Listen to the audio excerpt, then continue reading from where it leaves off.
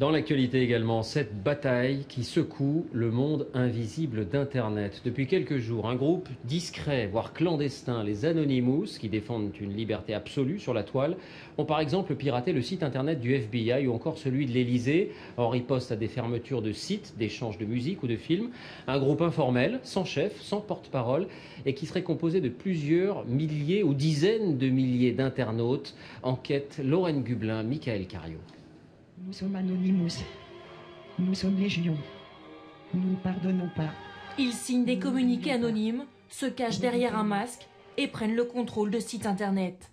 Ils, ce sont les Anonymous, des pirates du net. Leur dernière victime, le site du magazine L'Express. Ils n'ont pas apprécié une chronique du directeur de la rédaction. Christophe Barbier leur reprochait de se ranger derrière les internautes qui téléchargent illégalement. Il faut dire à ces anonymes qu'ils ne sont pas des Robin des Bois, qu'ils ne sont pas là pour la liberté de la presse, la liberté d'expression. Aussitôt critiqué, aussitôt ils ripostent. La page d'accueil du site est restée blanche pendant une demi-heure. Ils peuvent m'agresser verbalement sur mon blog, par Twitter. Ça, c'est le débat démocratique. Ils n'ont pas le droit d'interdire aux gens de s'exprimer en faisant tomber en rideau un site internet. Alors, dangereux liberticides ou Robin des Bois du web, qui sont les Anonymous? Un peu tout le monde et personne, des hackers de haute volée ou de jeunes adolescents accros à leur clavier, des femmes, des hommes de tous âges. Ni un parti, ni une organisation, ils n'ont pas de leader. Nous ne pouvons pas être arrêtés car nous ne sommes qu'une idée. Pour eux, Internet est un espace public où chacun doit pouvoir faire ce qu'il veut. À la moindre entorse à cette règle, ils punissent. Que ce soit des gouvernements ou que ce soit des organisations type économique, comme des entreprises, qui essayent d'imposer des contrôles sur Internet, dans ce cas-là, Anonymous va agir. Mais comment font-ils? Et combien sont-ils?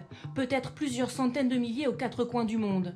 Ils se retrouvent dans des salons de discussion virtuels. Ils n'échangent ni leur mail, ni leur nom. Indétectables. Là, ensemble, ils attaquent de concert une même cible. La semaine dernière, c'était le site du FBI, puis celui de l'Elysée, en riposte à la fermeture du site de téléchargement Mega Upload.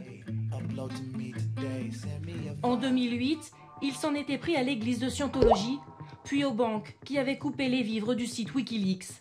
Pendant le printemps arabe, ils ont bloqué les sites internet des gouvernements tunisiens, égyptiens et syriens en soutien aux manifestants. Pour certains observateurs, ils sont eux aussi des indignés, mais sur le web. Anonymous, c'est pareil. Les premiers ont commencé aux États-Unis, ça a commencé par un combat contre la scientologie, et puis au fur et à mesure, il y a des gens qui sont reconnus dans cette philosophie-là, dans ce mode d'action politique, et qui, depuis 3-4 ans maintenant, se battent pour la défense des libertés, pour la défense de la démocratie, et contre ceux qui essayent de s'arroger le contrôle des gens. Cybermilitants ou cyberdélinquants? Aux yeux de la loi, les Anonymous risquent 5 ans d'emprisonnement et 75 000 € d'amende, à condition qu'ils soient démasqués.